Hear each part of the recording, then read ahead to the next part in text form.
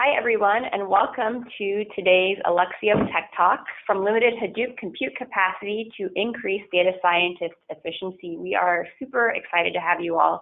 My name is Ali, and I will be the MC for today's Tech Talk. Before we get started and jump into all of the amazing content, I know Alex has prepared just a few housekeeping items. One, we are recording this session, so afterwards you will get an email that includes both the slides and the recording of the Tech Talk today. Second, we have a bunch of time at the end for Q&A. If you have questions at any point during the presentation, feel free to pop those into the Q&A box on your GoToWebinar panel, and we'll make sure to get them answered. So with that, I will turn things over to Alex Ma, who is our Director of Solutions Engineering here at Alluxio. Please, Alex, take it away. Great, thanks, Ali. So today we're going to take a look at data orchestration for the cloud, and I think we're just going to jump right into it. And so we're going to start first off with hybrid cloud and talk a little bit about some of the drivers for why people are leveraging a hybrid cloud and what it is in the first place. And so at Alluxio, when we say hybrid cloud, what we're typically talking about is we're talking about environments that are leveraging both typically a Hadoop cluster or an object store that lives within your existing physical data center, as well as leveraging some resources in the cloud, whether that's Azure or AWS or GCP. Right? And so leveraging these in a hybrid manner is typically a challenging thing, but why would you do it in the first place? And so I think that gets encompassed in a couple of these points in this slide. So first off are things like time to production, leveraging the cloud flexibility for bursty or ephemeral workloads, and as an intermediate step. So if we look into each of these, time to production is a really, really obvious one. We talk with a lot of customers, and just this week I talked with a customer about deploying some instances. And deploying it within the physical data center involves a request to IT ops, and that's typically a 4 to 6 week process before they actually have access to machines. And deploying in GCP, even though they have to still go through the ops team, that's typically a day, right? And so there's a massive difference in terms of how quickly you can access these resources. And so that's one of the things that makes cloud so advantageous. Another is that customers are typically asked to do more with less or more with the exact same amount. And so a common thing we hear is that our Hadoop cluster is at 160% utilization. And what does that mean, right? You can't really be at 160%. What that really means is the thing is so busy that it's just doing everything slower because it's got so much work to do. And it can't go any faster than it already can. And so one of the things that customers like to do is they like to leverage the cloud both to kind of reduce the overhead for the existing infrastructure within the data center and leverage the cloud for those workloads that are seasonal. Right? So you maybe have spikes around tax season, or maybe you have spikes around Black Friday, whatever it may be. You have a spike in workload where you're going to put a lot of strain on the existing resource, or you can burst out to cloud temporarily and leverage compute in that manner. And lastly, as an intermediate step, everyone that we work with is usually in one of three modes, right? They're all either on-prem and thinking about going to cloud. They're working in a hybrid model, or they're fairly young, maybe less mature in terms of an infrastructure standpoint, and all in the cloud, right? And so getting into the cloud itself is typically a multi-year process. And so using a hybrid solution as an intermediate step can make a lot of sense because it can give environments the familiarity and experience with the cloud in kind of a low impact way, and still be able to get these workloads in over the course of a couple of years. And so these are some of the reasons why people are looking at hybrid cloud in the first place. But there are some challenges that come up, right? Or possibly, maybe not challenges, but things that you have to consider. And so for some of the industries that we work with, they can't persist the data on disk in a public cloud. It has to be in memory only. Some environments are not able to leverage additional I/O capacity out of their existing Hadoop infrastructure. For most infrastructures, the level of security that they maintain, that doesn't necessarily change as they move to cloud. And so all the controls, the authorization, the access, the encryption, all of those things all need to be in place as well. And lastly, we're working reality where, a direct connect to the data center from the cloud is also very expensive. And so we want to be efficient with how we leverage that bandwidth. And so those are some of the challenges for hybrid cloud. We'll look at how Alluxio helps to address those, but we'll also look at some of the alternatives. If you weren't going to work with a hybrid cloud solution like Alluxio, and you were going to do things in the normal way, how would you go about doing it? And so that might be copying the data for a specific workload into the cloud. It might be lifting the entire workload into the cloud. Or it might be just a simple, caching for the compute layer. So let's take a look at what those look like. So when we start talking about copying data by workload, we're typically talking about, hey, this application, needs access to this, 3 petabytes of data, so we'll just copy it up to S3 and, call it good. And so you can use tools like DistCP or S3 DistCP. For workloads where you have the data set easily identifiable, and you could just decide, hey, we're going to copy this path all the way up to S3. But the problem is that it's not always the most efficient thing, right? So you might have a 3 petabyte data set that lives in your Hive warehouse, but only the last month's partitions are the ones that are actually being leveraged. And so how do you tell this CP that, hey, I've got 100 databases defined, a few hundred schemas underneath each of those. How do you tell it, exactly what the most current data is? The problem is you don't. And so you typically have to copy the entire thing up, which is less efficient. And then obviously, if you're working with data where you actually need to make changes with it, what's the easiest way to go about copying it back to your on-prem warehouse? It's not an easy thing. So people may look at, lifting the entire application up into the cloud, and that may seem easier as, there's obviously less changes that are needed. But workloads that are designed for on-premise where they're continuously running or leveraging resources that are continuously running can be very inefficient if you're leveraging them straight to the cloud without any kind of optimizations. For one, if these things are running all the time, it can be expensive. If they're running on the same types of hardware instances, it can also be quite expensive.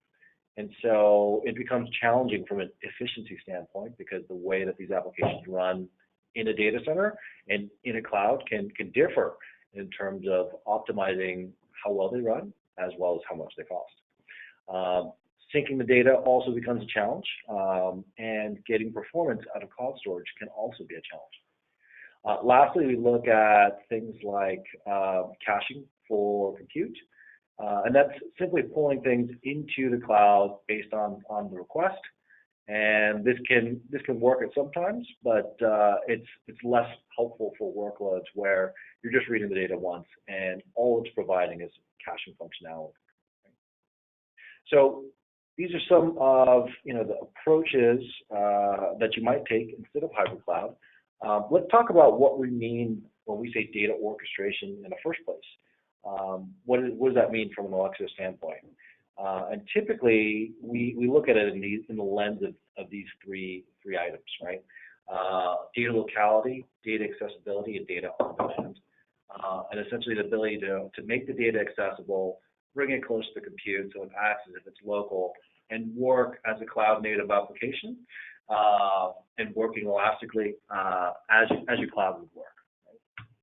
And so what is Alluxio and where does it sit? And so what we do is we connect frameworks together with storage layers. And so typically in these kinds of workloads, we're working with a bunch of different types of people. We're working with data analysts and data scientists. These guys are typically leveraging technologies like what you see here, things like Presto and Spark, variations on things within the Hadoop ecosystem for compute frameworks. They might be leveraging machine learning frameworks like TensorFlow or Caffe. And we're working with a data engineer that's responsible for getting that person access to all the data in the environment. And this is actually where Alluxio sits. It sits as a bridging layer between these compute frameworks and between storage. And so what it does is Alluxio exposes a number of interfaces that these applications will prefer to talk to. And it also has, on the other side, a number of drivers so that it can connect to a number of different storage technologies. And so what it really allows you to do is provide, an easy way to mount all of your data silos under one abstracted unified file system hierarchy and present that file system hierarchy in a simple way to all of these different frameworks and allow them to work a little bit better together. Okay? So we'll take a look at what that means. Okay? And so the first thing that we're going to talk about is, I think the header for this talk, how you go about zero copy bursting to the cloud and what exactly that means. And so in the first example, we'll take a look at, our existing problem. Our first problem is that, we're on premise, we're in a data center, and we've got our Hadoop cluster there. It's running HDFS, obviously, and we're running a bunch of different applications, Spark, Presto, Hive, and TensorFlow on top of it. And the problem is that this thing is bound in some way. It's bound on network, it's bound on CPU, it's bound on memory, or it's bound on disk I/O or capacity. And scaling those aspects in a Hadoop cluster is a little bit difficult, and it can be challenging.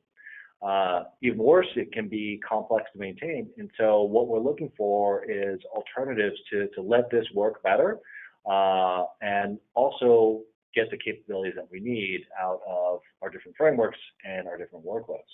So how do we go about doing that? Leveraging the public cloud, the first thing that we run into when we try to do this is we run into physics, right?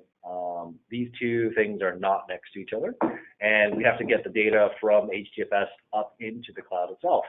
And so the first thing we run into is that, just the latency and the throughput make some of these workloads, unfeasible. It involves copying up hundreds of gigabytes, if not hundreds of terabytes of data into the cloud, working with it, doing something, and then returning the results back.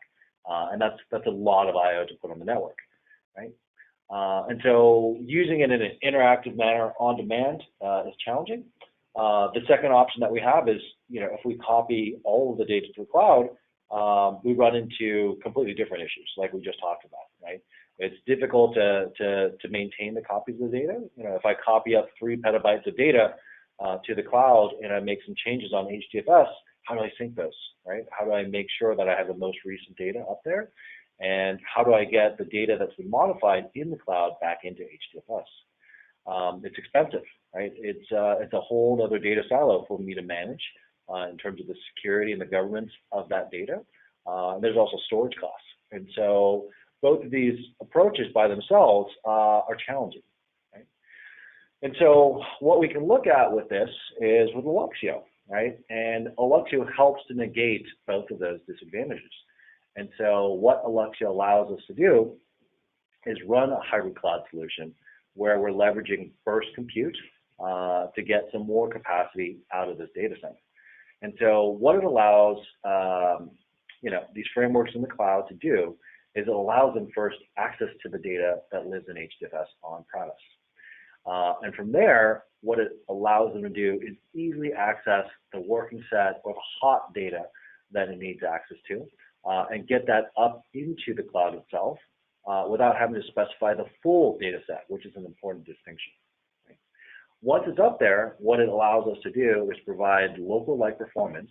So I'm able to run my interactive Presto queries. I'm able to run ad hoc queries. I'm able to run my simple Hive jobs. I'm able to run all of this stuff and kind of be abstracted away from the fact that all of this data actually lives on-prem, and Alluxio is acting as a layer to bring the data a little bit closer to the compute. Right? it's a little bit stateless in the sense that if you're running something like an EMR cluster, it scales up and down, fairly elastically. And the last benefit that we have from this is, we help to offload some of the work that's going on HDFS.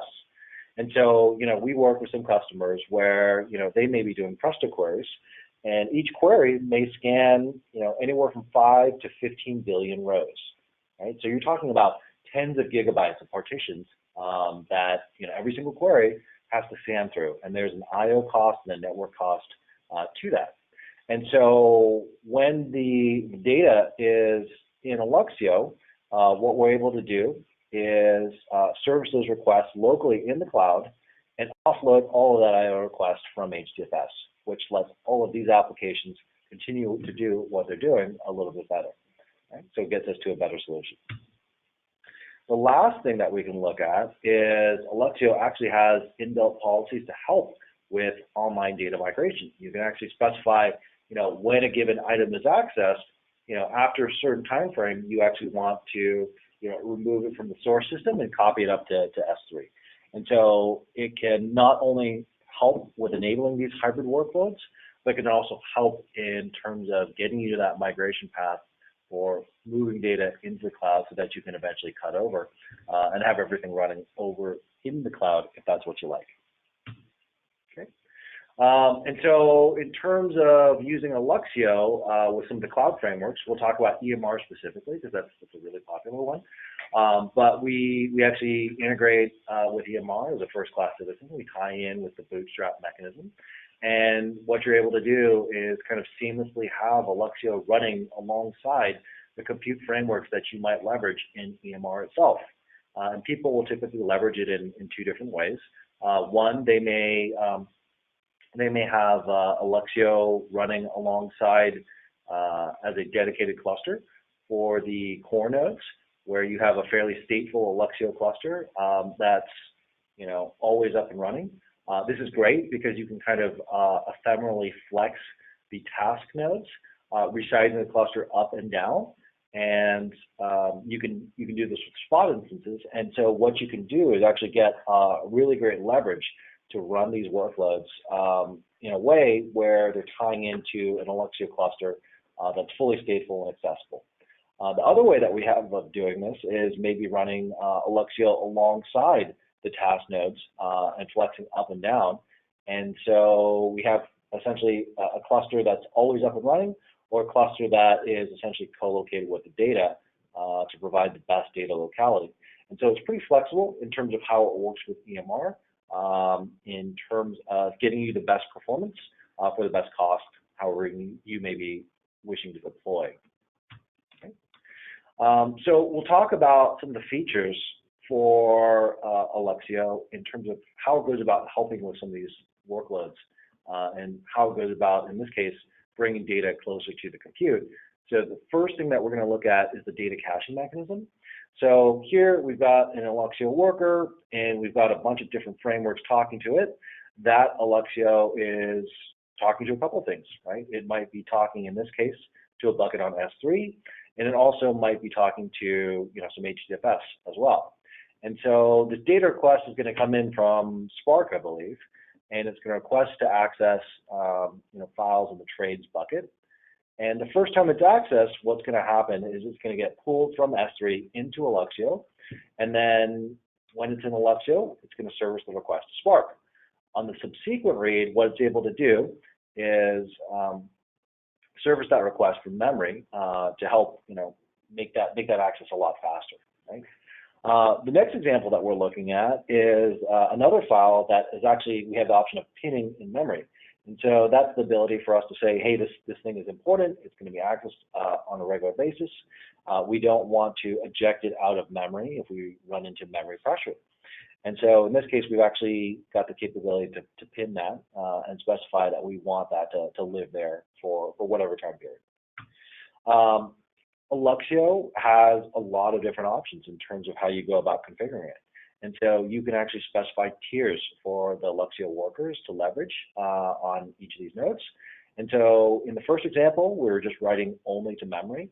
And for some financial institutions, that's a really important characteristic to be able to work with data in the cloud without having to persist it to disk. But we also have other deployments where they may be talking about doing queries against multiple petabytes of data. And so in those cases, they want to leverage some of the available disk on these machines and some portion of memory. And so with the intelligent tiering, what we've got the ability to do is leverage memory, SSD, and disk, and flow data along this tier as it makes sense. Right? So if we run on a memory, what we're able to do is we're able to seamlessly, intelligently move this stuff to a slower tier based on access patterns, and these things are configurable. The last thing that we're going to look at in terms of just a feature highlight is the policy-driven data management. And so that's an example here where we've got an Alluxio system that's talking to both S3 and HDFS. And we can actually define policy and say, hey, if something gets accessed on HDFS, if one of these applications makes a read request or a write request to it, I want you to take data that is older than 90 days and migrate it over to S3. And what you've got from there is the ability for Alluxio to help handle the migration for you and to do so based on data as it's accessed. So you can use this to get your most frequently accessed data for the applications up into the cloud so that these things can work seamlessly, and then have another strategy for getting the other data into archival. Maybe it's Glacier storage or whatever it is, whatever makes sense. But Alluxio gives you that capability. And so in terms of interacting with Alluxio, again, it's going to be very different than something like a DistCP where you're telling it a path. You are essentially continuing to use your application as you normally would, and you're simply specifying an Alluxio URI for it as opposed to an HDFS URI or an S3 URI. And so with this, I think the simplest example is maybe with Presto. Here we've got a schema defined for a table called web, and we define all the attributes for the table, and we give it a location of Alluxio, and the path within Alluxio. And so what it will be able to do from there is when you make a query request, let's say you're selecting all the attributes where the date is within the last week. If you've got that data partitioned in Hive off of date, Alluxio will be smart enough to provide access to only the most recent partitions that fall within that criteria. And that's one of the things that allows you to have a zero copy burst. Right? Presto is able to seamlessly access the data that it needs without having to tell Alluxio, hey, bring the entire table or bring the entire database up into the cloud so that I can access it. It's able to do so intelligently. Okay.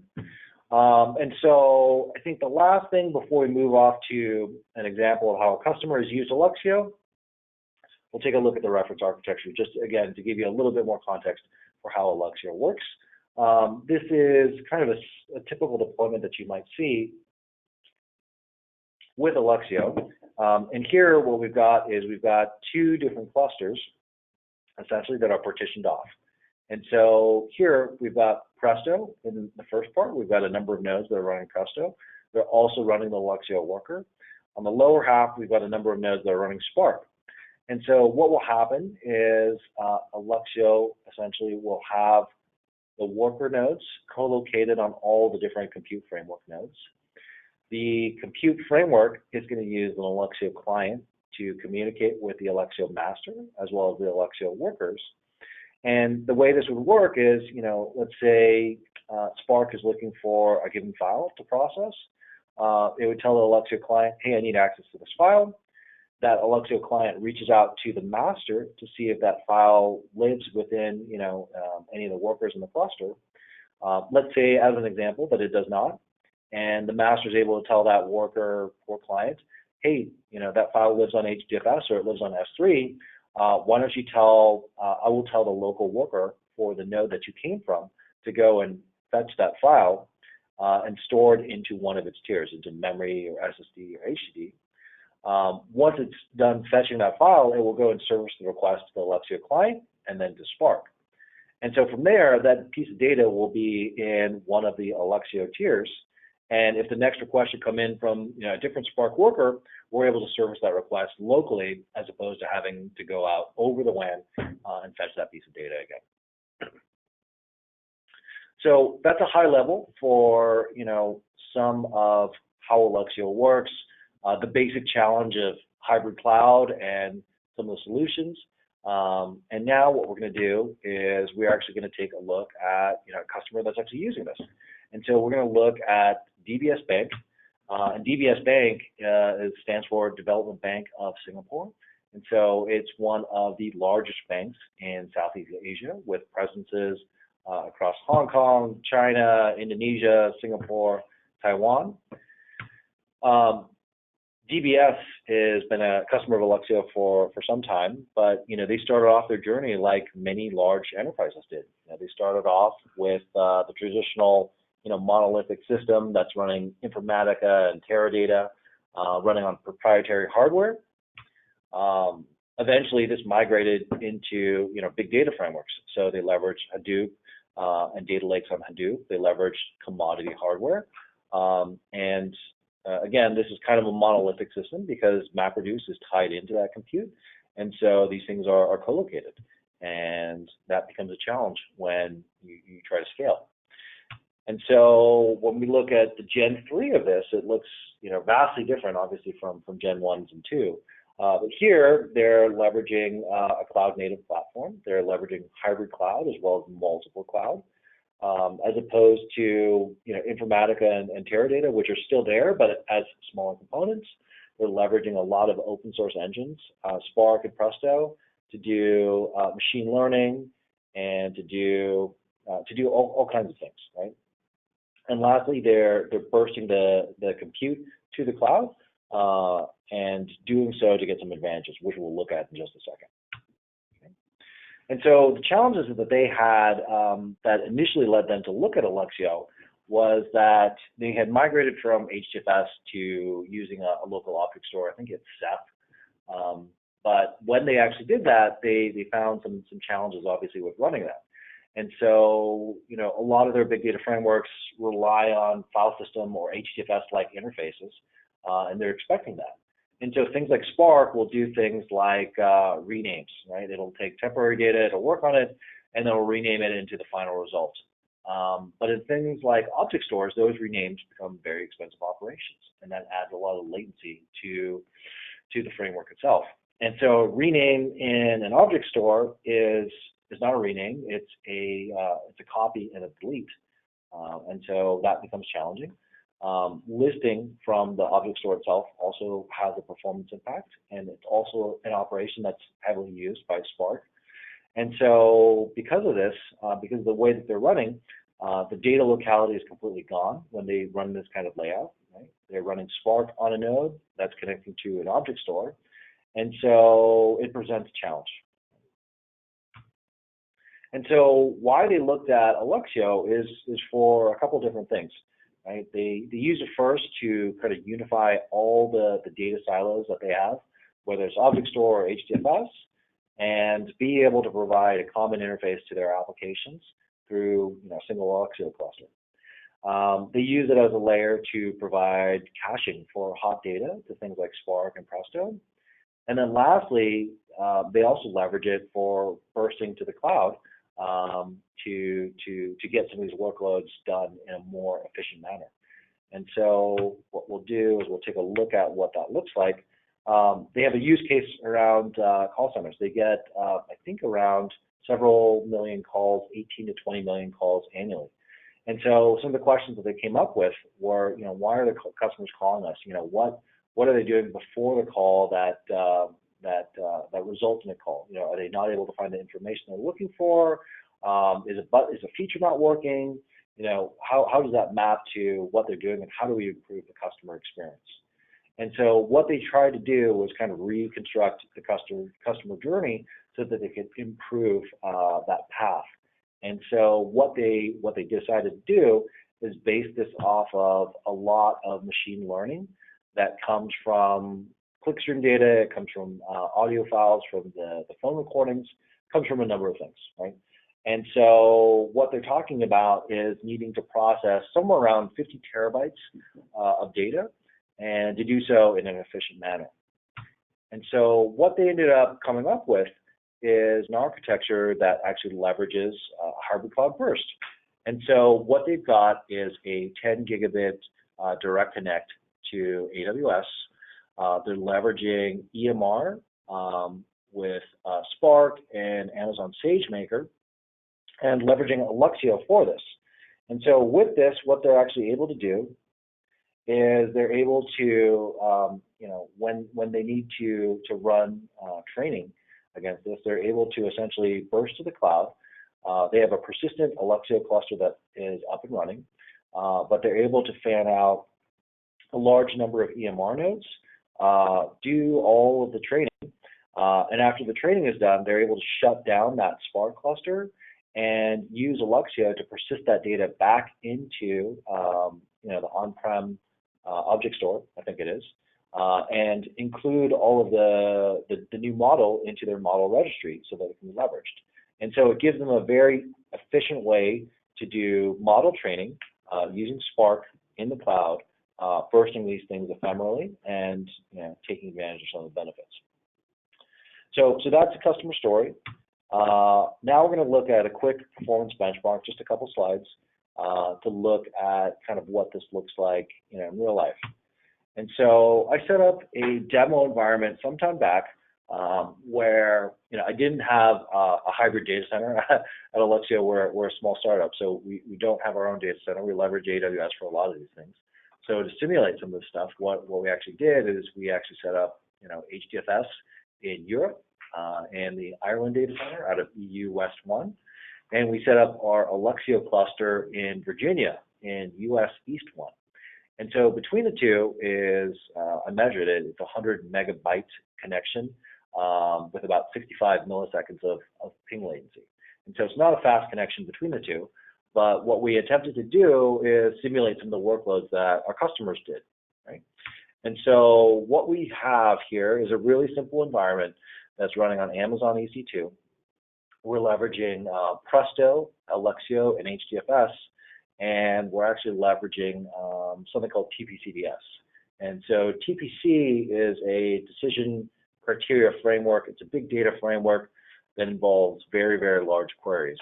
And what we get out of that is not only a set of very complex queries, but also a large data set as well. And so we're using the scale factor of 100 data set, which maps to about 40 gigabytes once it's in Parquet format. But uncompressed, it's about 100 gig of data that we have to do queries against. And so what we do is we actually have our tables living in the European HDFS cluster, and we have Presto running in a Alluxio US cluster.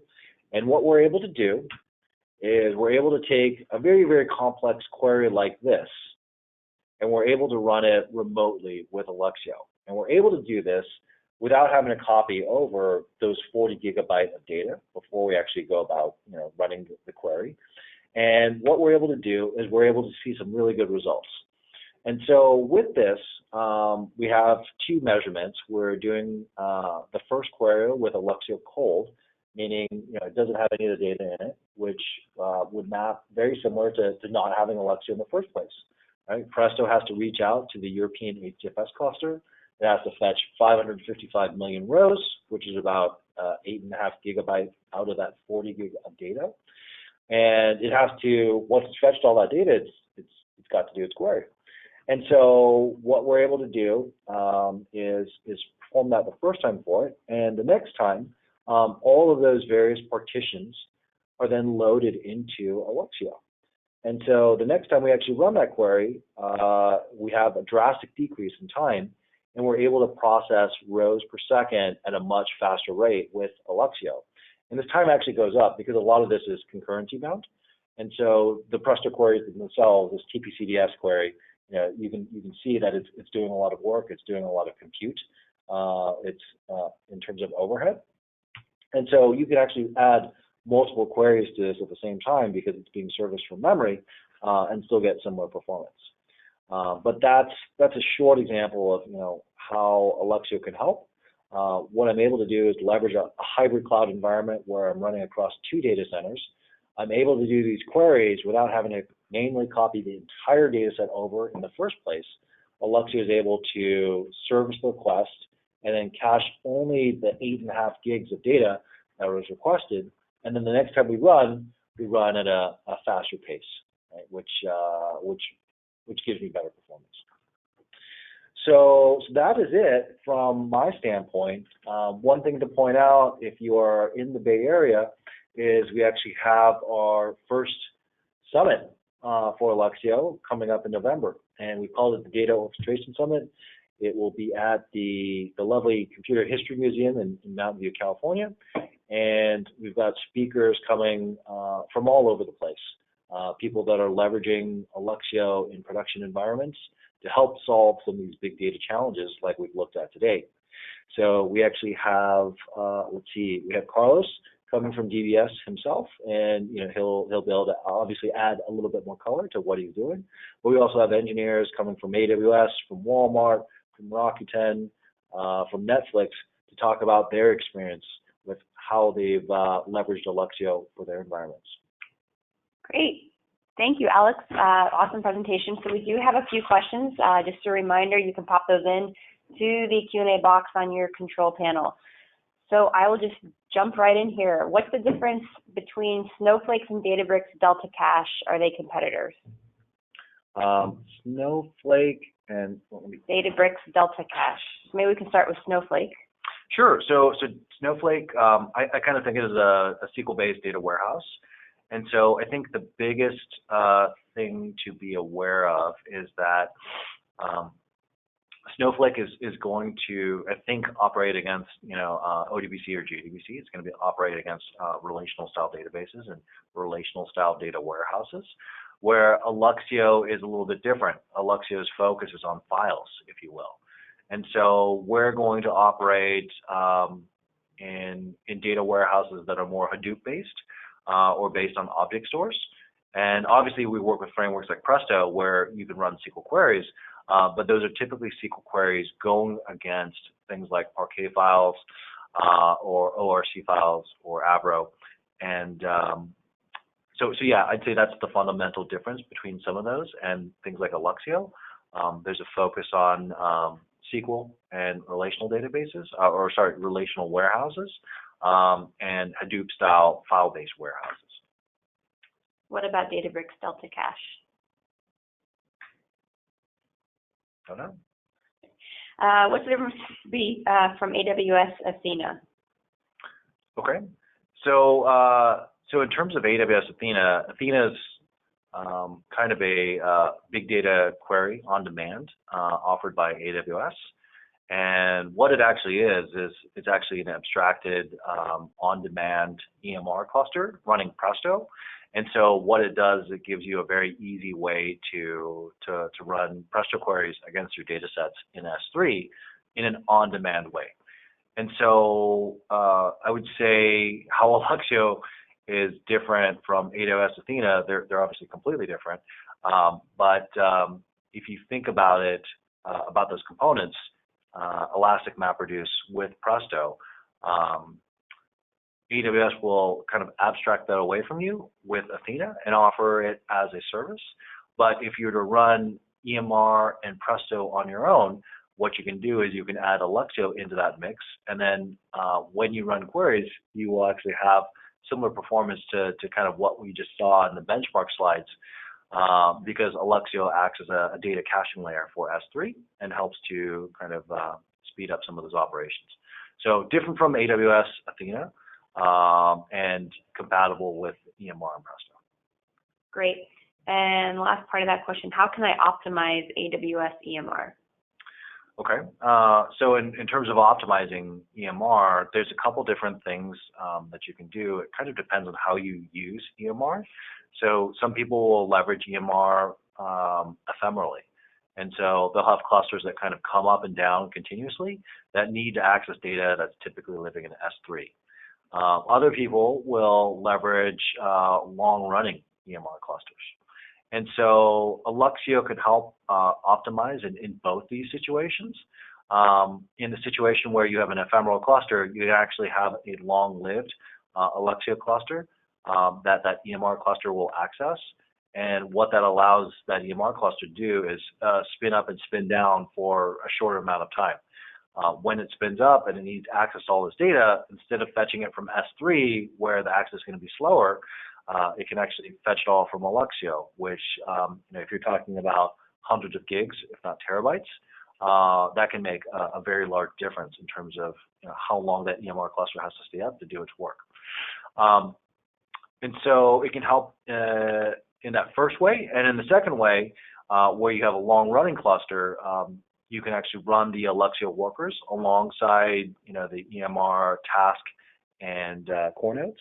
And what you're able to do there is get additional data locality for the data that those frameworks need. And so from there, you're able to speed up operations and, again, provide kind of a seamless access. Your data may live in S3. It also may live in HDFS. Optimizing EMR in that scenario means that you have faster access to data and more abstracted access to wherever your data silos might be. All right, looking here at next question. Can we run Alluxio on-prem for combining hot and cold data? Okay, so yeah, so for running it on-prem, yeah, of course you can.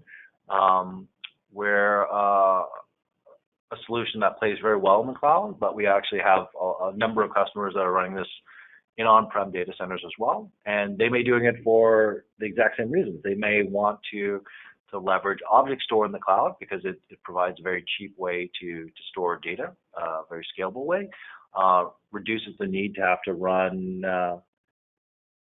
HDFS on-prem, but then they run into the exact same challenges that you have with HDFS, just the positions are switched around.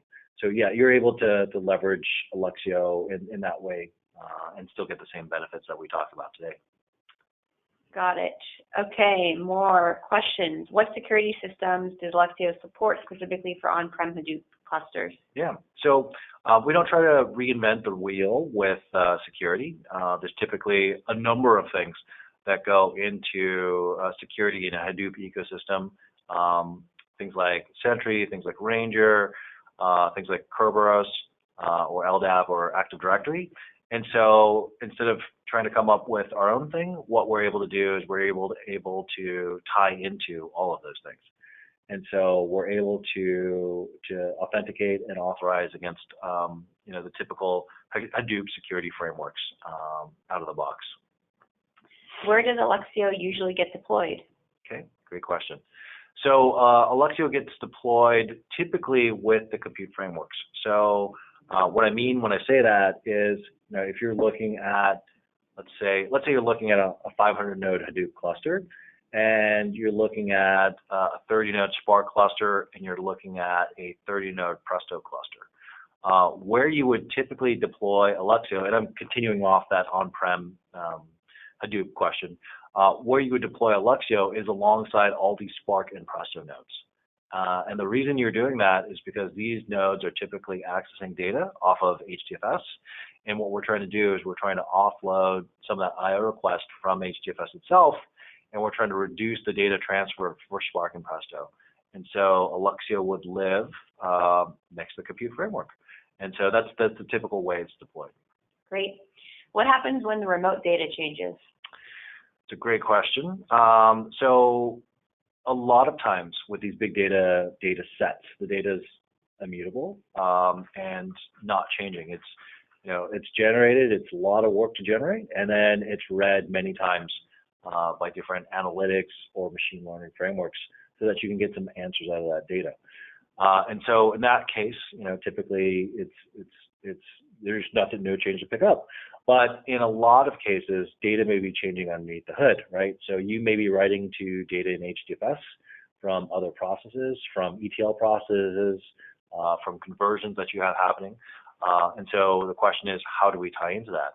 And so most of these things will offer a notification mechanism for changes that are happening on the file system. And in HDFS, that's something called iNotify. And we have a feature called Active Sync that allows us to kind of follow along with the changes that are happening underneath the hood, that file system, and keep up to date with the keep the metadata in Alluxio up to date with all those things that are changing. You've also got the ability to specify from an Alluxio level, how frequently this data should be refreshed. You even got the control to do it along a given path. So, we have a couple different ways of tying in with remote data changes. Great. Does Alluxio help in BI solutions like Tableau, Power BI, et cetera? So it can, right? It can, and it kind of depends on the stack.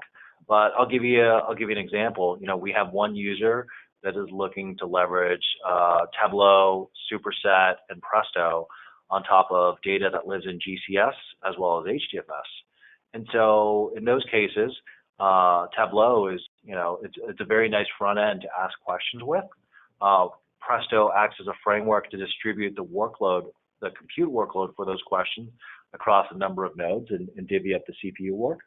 And then S3 and GCS and HDFS are where the data is stored. And so in terms of enhancing things like Tableau, yes, definitely, because there are things underneath the hood that we help with that overall will improve the general user experience of using something like a Tableau in a stack like we just walked through. Great. All right. So it looks like that's all the questions. So thank you, everybody who stayed till the end and for the amazing questions. Good stuff.